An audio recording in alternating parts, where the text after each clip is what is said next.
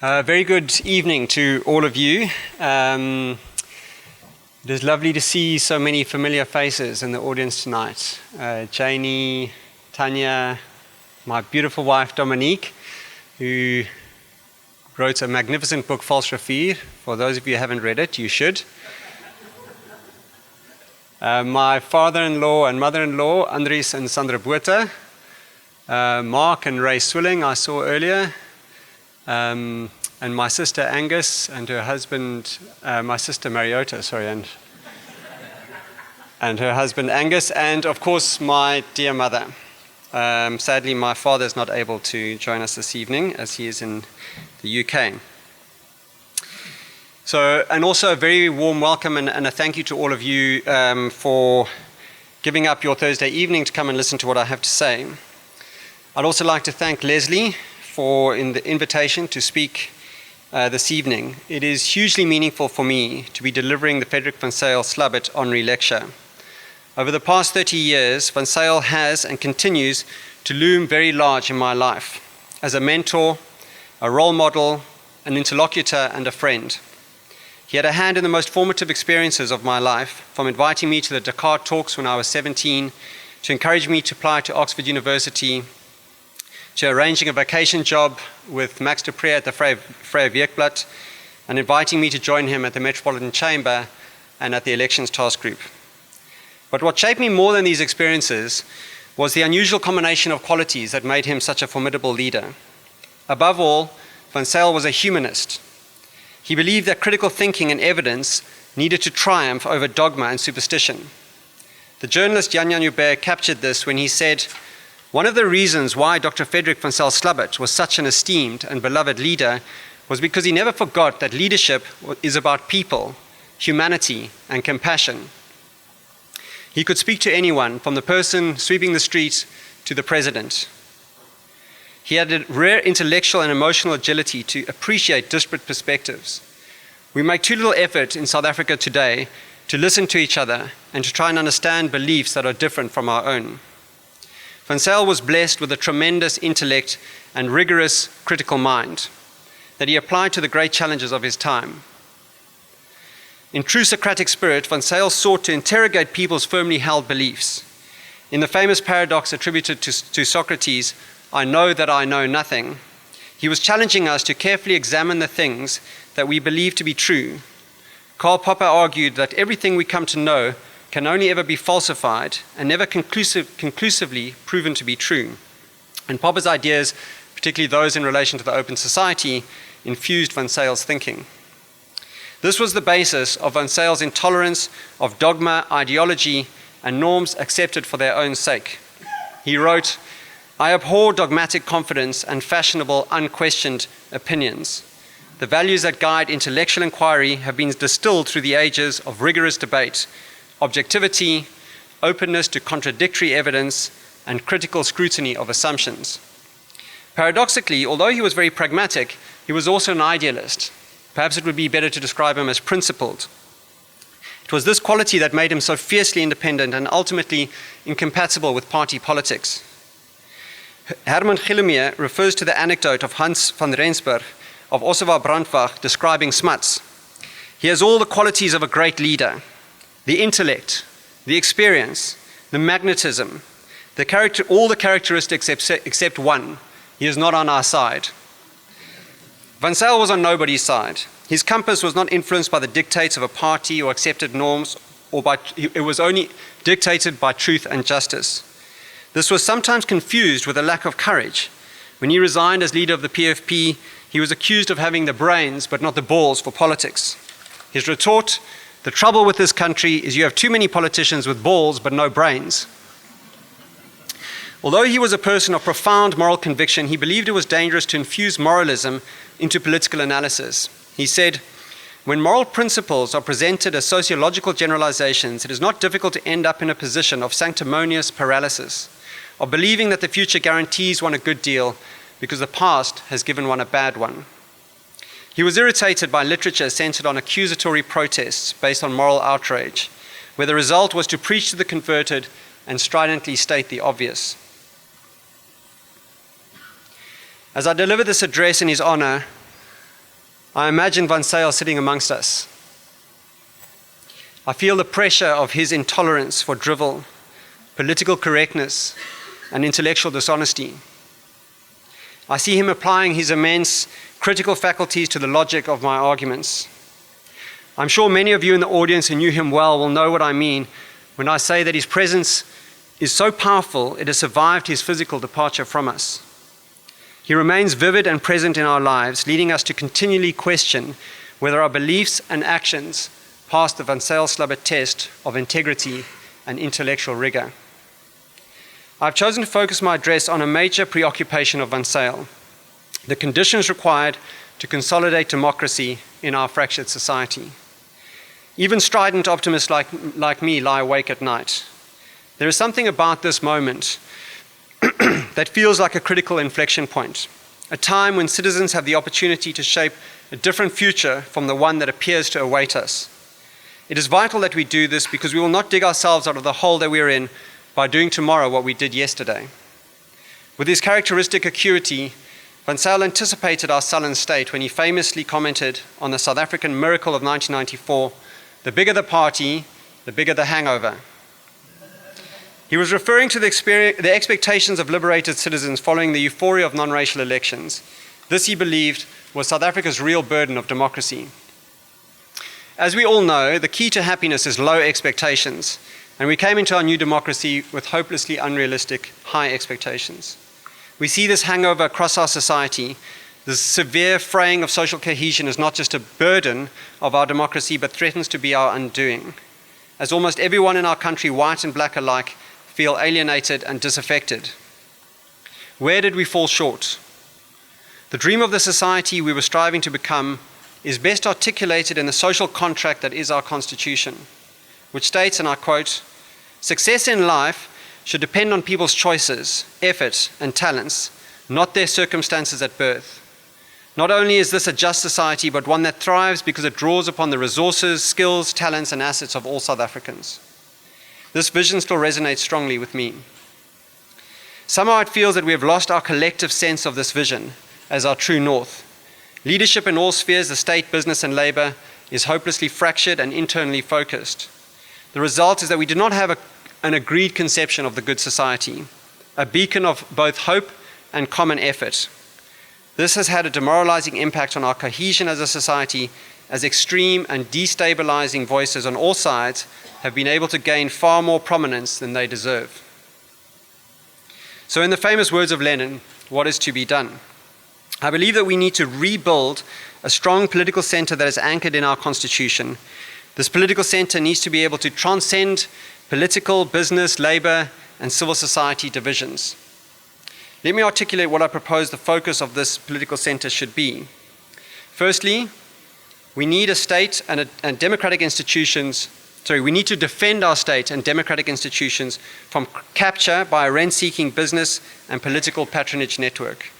Secondly, we need to create conditions for business to thrive, which is a precondition for achieving any of our developmental objectives. And third, we need an urgent national effort to advance social cohesion.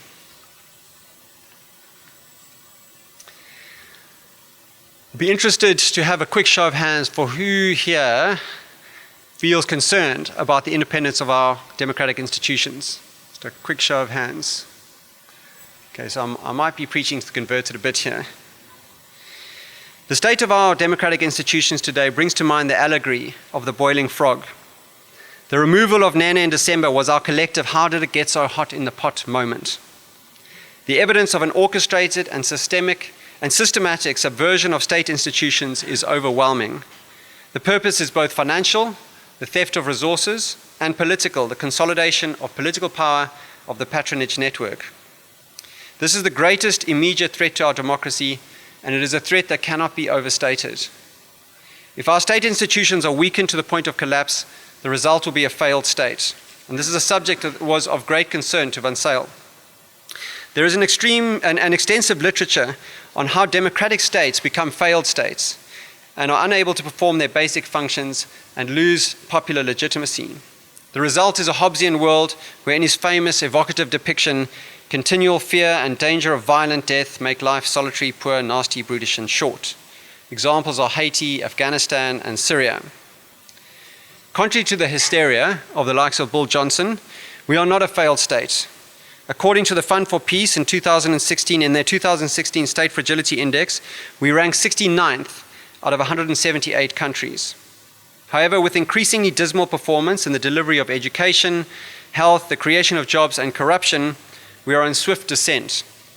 We are now on warning status, and we are on the verge of elevated warning status. There were only 6 countries in the world whose state of fragility deteriorated more than ours in the last 12 months, and they include Libya and Syria. The strategy of the patronage network has been masterful, and the impact gradual and insidious. Instead of a full-fronted assault on the Constitution and its institutions, which would have met with fierce resistance, the strategy has been to capture the most important institutions through the deployment of carefully chosen individuals. We are now well on our way to losing the independence and the integrity of our institutions. As we all know, any institution is only as good as the people who lead it. Leadership changes have been brought about through rumors, spurious allegations, and false charges to smear and besmirch the reputation of people who stand in the way of the patronage project. As Songezo Zibi notes, political manipulation has become the driving force in many suspensions, and politics has taken precedence over professionalism in the public service. It is unsurprising that the attacks on our institutions have focused on those that are most strategic to the capture of state resources. There is no more important place to start than the security establishment and the bodies tasked with criminal investigations and prosecutions. These institutions have been used to great effect by the ruling elite against those that get in their way in other weakened democracies like Russia. 2 of the 3 pillars in the system, the National Prosecuting Authority and the Hawks, have both been captured in recent years. The capture of the NPA began with the appointment of Nomqobo Jiba, who purged troublesome individuals, most notably Johan Boysen, the head of the Hawks in KwaZulu-Natal. When the then Director of Public Prosecutions acted against Jiba, he was subjected to a trumped-up inquiry into his fitness to hold office, and he agreed to go quietly with a 17 million rand golden handshake. He was replaced by Sean Abrahams, whose first act was to drop charges of fraud and perjury against Jiba. The real strategic importance of capturing the NPA became clear following the High Court ruling to overturn the decision to drop charges of corruption against President Zuma. Abrahams appealed the court's decision. Equally concerning, there's strong evidence too that the Hawks have been captured, and this was achieved through the appointment of Ntlemeza as its head, despite remarks by Judge Elias Motojane that Ntlemeza was biased and dishonest and lacking in integrity and honor. His actions include the politically motivated harassment of Minister Gordon, demonstrating his allegiances, prompting even the SACP to publicly rebuke his behavior as reflecting politically motivated, factional, and private agendas. We are fortunate that the most important pillar of our criminal justice system, the courts, remain impervious to capture and have served as the bulwark against the sinister maneuverings of the NPA and the Hawks. In September 2011, President Jacob Zuma appointed Judge Mogoeng as the country's 4th Chief Justice. He was criticized at the time for allowing his religious beliefs to unduly influence his professional judgment, including arguing at this university that there should be a Christian makeover of the Constitution in order to end adultery, fornication, and murder. He was dismissed by many as, in Poplak's words, a hyper-conservative Zuma yes man. Subsequent events have upended this judgment of Mogoeng. The ultimate test of the independence of a court is revealed when it demonstrates independence in its judgments against the powerful, and there's no more powerful person in the country than the president. Mogoeng's landmark judgment on the conduct of the president and parliament was damning. He described the public protector as the embodiment of a biblical David fighting the powerful and well-resourced Goliath. Only our independent judiciary now stands between us and what Bill Browder, in his terrifying memoir, Red Notice on Doing Business in Putin's Russia, describes as the law of the prison yard. The removal of Nene was the powerful canary in the coal mine. Pravin Gordhan's reinstatement was evidence that kleptocratic rule can be impeded. But he does not enjoy the support of the patronage network and spent the early days in his role combating spurious allegations and investigations. He can't be fired, but he can be debilitated. The removal of Nene would have completed the capture of our most important economic governance institutions. At the time, Tom Moyane was hard at work purging uncooperative officials at SARS. The intention appears to have been to give him the ability to influence settlement of a tax totaling billions of rands. Moyane has put at risk the effective functioning of SARS in its core role of collecting taxes. If you need an example of the difference strong and capable leadership can make to an institution, you have to look no further than our public protector, Thuli Madonsela. You don't need to define strong, courageous leadership. You know it when you see it. The role of the public protector is to protect South Africans from unfair treatment by the state and its officials, as well as from inefficient administration and dishonesty with respect to public money. Although I would regard the public protector as one of our strong and functional institutions, the political maelstrom that has been unleashed on the public protector and her office has been colossal. In a blatant attempt to intimidate her, she has been vilified as a DA agent and a CIA spy. The pressure was designed to, in the words of Gwede Mantashe, pressure Madonsela to do her work correctly and behave correctly. So what do we learn from this? There can be little doubt that, as in many of the state-owned enterprises, there are some of our institutions that have been undermined and captured, and there are some that are under extreme duress. It is no coincidence that the targeted institutions are those that present either the greatest opportunity to wield patronage power and/or the greatest threat to patronage. The principal tactics have included bullying, intimidation, and manufacturing allegations of misconduct in order to either gain acquiescence or, failing that, for the appointment of compliant individuals. This is not an outright attack on the institutions and the Constitution, but has the same effect. We cannot stand by and allow the systematic raid on our institutions to succeed. The South African democratic project is not a project of a political party, of government, or of parliament. It is our project. As citizens, we collectively own and are ultimately the custodians and guardians of our democracy. They must not be subverted on our watch. There needs to be a clear, metaphorical line in the sand that cannot be crossed. There are some who argue that the Constitution was an unjust and unnecessary compromise. I do not share this view. Not only is the Constitution the only thing that stands between us and a thug state where we take our chances in the prison yard, but there is nothing in our Constitution that diminishes our ability to transform our society and make it more equitable. Undermining the legitimacy of our Constitution and by implication our social contract is extremely dangerous and must be vigorously resisted.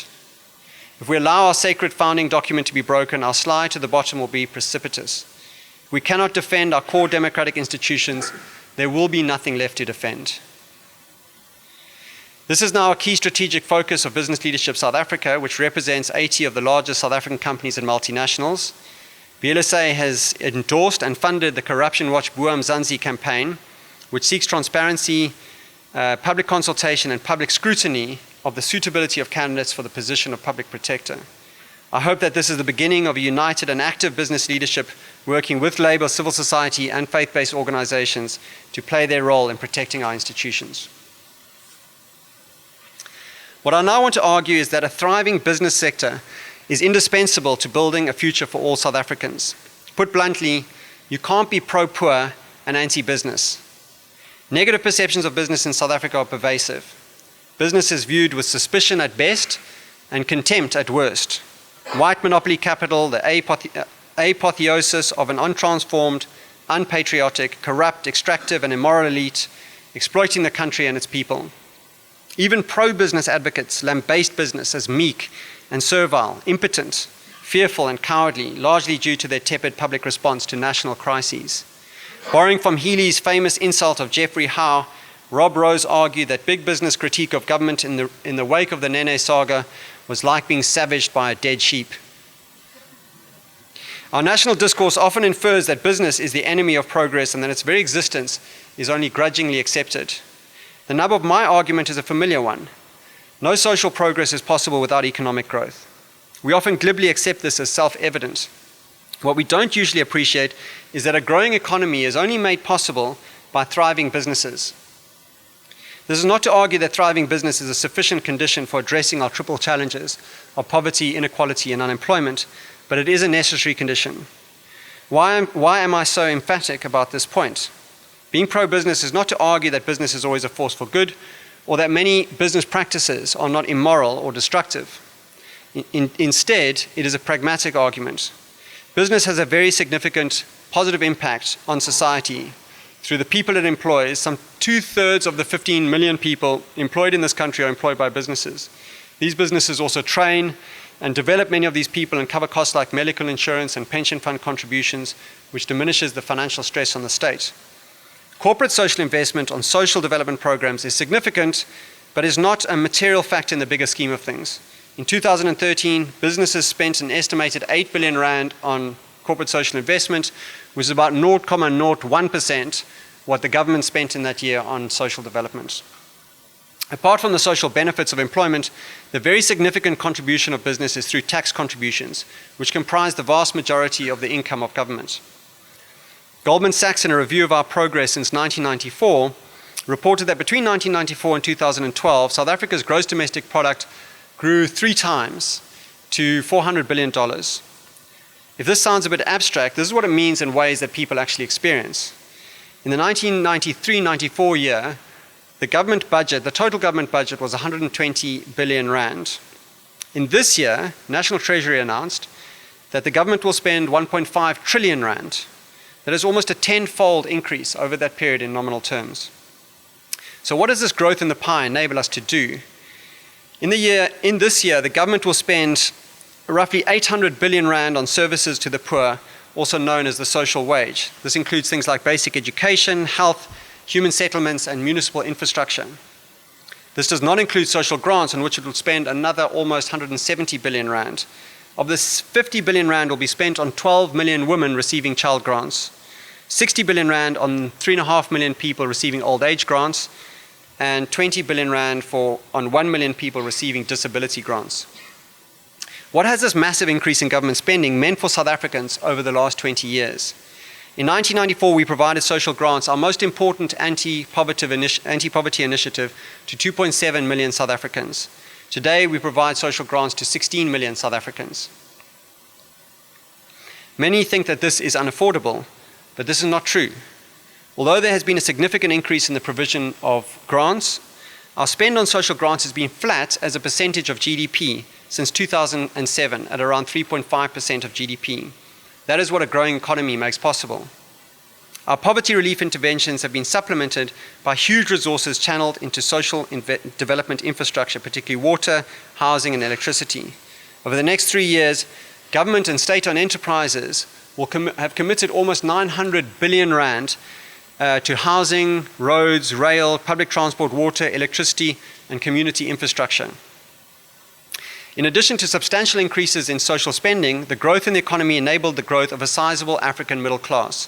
The Goldman Sachs report describes how 5 million jobs were added to the economy over this period, and 10 million South Africans graduated from the lower to the middle and higher income bands. While income inequality remains an intractable problem in our country, living standards have improved considerably. According to the IMF, an estimated 3.6 million people have been lifted out of poverty. The rate of extreme poverty and hunger has almost halved since 1994. The relevance of this is that for any country, the best chance of reaching modernity is when economic growth substantially outpaces population growth. South African population growth today, including immigration, is around 1%, and that contrasts with around 2%, double what it is today, in 1994. This is not to say that economic growth has solved our endemic problems of structural unemployment and inequality, but these problems would be significantly worse. Where our economy has created 5 million jobs since 1994, in the period from the late 1970s to 1994, the economy generated almost no new jobs. The economy continued with a trajectory of around 1.4% annual growth rate between 1980 and 1994. If it had continued with that trajectory post-1994, we would have an additional 5 million people looking for jobs in our country today. Regardless of corruption and inefficiency, there have been clear, tangible benefits to ordinary South Africans from the increased expenditure made possible by a growing economy. So how has the country paid for all of this expenditure? The bulk has been funded by a massively expanded tax base. Tax revenue in 1994 was 114 billion rand. In 2016, it was more than 1 trillion rand. The impact of a stagnating economy cannot be overstated. During the downturn following the global financial crisis since 2008, In order to maintain vital social and infrastructure expenditure and to try to revive the economy, the government had to respond to the shortfall in revenue by borrowing more money. Government debt in 2008-2009 was around 500 billion rand. This year, public debt will rise to over 2 trillion rand, bringing us to a debt to GDP ratio of around 46%. Still below the 48% it was in 1996, but double the 23% it was in 2008-2009. In case you think that sounds scary, Japan's debt to GDP ratio sits at 250%, Italy at 133%, the US at 108%, and the UK at 90%. However, their circumstances are different, and any further increases in our debt to GDP ratio could lead to us succumbing to a debt trap, where existing debt can only be serviced by borrowing more money. This year, we will spend almost 150 billion rand just on servicing the interest on the debt that we have. It is worth noting that the interest rate on this debt is determined by the confidence lenders have that they will be repaid. A single act, the decision to remove Nene, increased the interest rate by 1%, resulting in an increase in the net cost of our debt to us of 7 billion rand a year. Think what we could have done with that money. We have reached our limit of our borrowing capacity, and we have limited room to cut expenditure. The latest IMF forecasts show that our economy will not grow at all in 2016. The NDP suggests that we need a growth rate of 5%, above 5%, to address poverty and unemployment by 2030. In the absence of our ability to borrow more money, the consequences of this would be devastating, including rising unemployment and huge pressure on the state to cut expenditure. We have to find a way to change this trajectory. There are and always will be businesses that behave abominably, as there are individuals who break the law. And it is clearly the responsibility of the state to curtail and sanction this behavior. But my argument is not a moral argument for business. It is a social and economic and ultimately a political argument. I'm sure we would probably agree on many of the things that are unjust and wrong with the market economy and business. However, it is the only economic arrangement that offers all South Africans the opportunity to create a better life for themselves. Far from being the enemy, a thriving business sector is a fundamental condition for social progress. Sociologists have argued that social cohesion is an essential ingredient of a successful economy and democracy. A socially cohesive society is one that, and I quote, works towards the well-being of all of its members, fights exclusion and marginalization, creates a sense of belonging, promotes trust, and offers its members the opportunity of upward mobility. We observe the diminishing social cohesion in our society almost daily. This is accelerated by the absence of a collective leadership with a vision and strategy to address the systemic causes. Our greatest challenge is arguably economic exclusion. South Africa is grappling with growth that is too slow to provide employment to our rapidly growing number of work seekers. 1/3 of the working age population is excluded from the economy. A staggering 2 out of every 3 young people in this country, working age people in this country, are out of work. The result is that millions of South Africans are shut out and unable to enjoy the benefits of modernity. These include the benefits of decent work, keeping their families safe, fed, housed, and educated. They also include political benefits, particularly to the ability to lay claim to the human rights that are enshrined in our Constitution. Modernity is about the ability of people to realize a better life for themselves and their families. Poverty and unemployment in particular denies people the ability to realize these economic and political benefits. Unemployment is a major driver of inequality in our society. It is hard to build a society with a shared sense of purpose if the gap between the rich and the poor is too great. Government redistribution has helped to ameliorate this, but even with this, we remain one of the most unequal countries in the world. In an extensive empirical study conducted by the IMF, they conclude that high levels of inequality stunt growth and development. They warn, increased inequality in turn hurts the level and sustainability of growth. Even if growth is the sole or main purpose of the neoliberal agenda, advocates of that agenda still need to pay attention to the distributional effects. Our democracy will not be sustained if we are not successful in enabling a much greater proportion of our citizens to benefit from our modern democratic project. The system has got to work for them. As Dr. Anton Rupert remarked, as jou buurman nie eet nie, kan jy nie rustig slaap nie. We have an economy that has transitioned from a primary economy, which is resource-based, to a tertiary economy, which is service-based. So Elements of our economy that have been very successful, things like retail, wholesale, hospitality, media, insurance, and banking. We did not transition, like many other developing countries, through an industrial phase of our development. Countries like Singapore, South Korea, and Taiwan. And the industrial phase of the development is the one that is particularly job-rich. In 1994, manufacturing was 12% of the South African economy. Today it was 20% of the South African economy. Today it is 12%. The problem is that the tertiary economy that we have requires educated and skilled workers, technicians, professionals, managers, clerks, machine operators, programmers, sales and services jobs. But our unemployed aren't able to fill these jobs. We have a young workforce without the education or skills required by our economy. This is the greatest tragedy of our country. We have a huge wealth of talent in the 8 million people in our country who are unemployed that cannot be accessed for the benefit of themselves, their families, and the economy. And the reason for this is an education system that has failed them. This fact is downright depressing. We require a mammoth warlike effort to fix education. But even with this effort, this is a generational challenge. We need to think hard about how we create employment for the current labor force and the 300,000 additional people that are added to that labor force every year. As Ann Bernstein says, we need to design our job creation policies around the workforce that we have, not the workforce that we would like to have. If it is any consolation, India needs to create 1 million jobs a month just to stand still on unemployment. Finally, the escalating frustration with the pace of transformation is tearing at the delicate bonds that hold our society together. The attempt to imagine one united South Africa, the Barney or the Simunier project, where we are all one happy family, was a powerful and laudable ambition, but failed to deal adequately with both the deep historical prejudices that exist in our society, as well as the economic disparities created by apartheid. The papering over of the differences and the inadvertent negation of our multiculturalism and history has given rise to significant frustration and weakened our social cohesion. This was another of Van Zyl's preoccupations.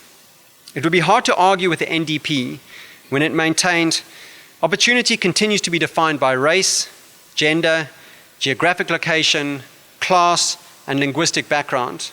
The social and psychological and geographic elements of apartheid continue to shape the lives and outlook of many South Africans, even though apartheid no longer exists on the statute books. But we must be careful of sweeping generalizations. South Africa today is significantly more transformed than it was in 1994. By transformation, I refer to the participation of black people in the economy. So let's quickly review the facts such as they exist in this highly under-researched area. Stellenbosch University's Research on Socioeconomic Policy Unit estimated that 300,000 black South Africans were regarded as middle class in 1993, and by 2012, this number had grown to over 3 million. Over this period, the black share of the middle class increased from 11% to 43%. There has been much controversy about black ownership of the economy. There is a problematic statistic that is often bandied about that black people own only 3% of the JSE. This wrongly infers that white people own the other 97%. The problem arises because more than 90% of the JSE is actually owned by institutions, things like pension funds and life insurance companies, on behalf of groups of people. The dispute is largely caused by differences over what metric really matters. Is it who the ultimate economic beneficiaries are, or is it who makes the decisions, i.e. who has the power, the economic power? According to the JSE, black South Africans own or are the beneficiaries of approximately 23% of the shares of the JSE. Of the remaining 77%, almost 40% is owned by foreigners, and this is up from single digits in the early 1990s. The biggest change in the ownership of the South African economy has been the move of ownership from local to foreign. Although I'm sure that we would agree, just one other point. This economy today is radically different from the economy of the late 1980s, where one individual, Harry Oppenheimer, through his shareholding in Anglo American, controlled 43% of the JSE.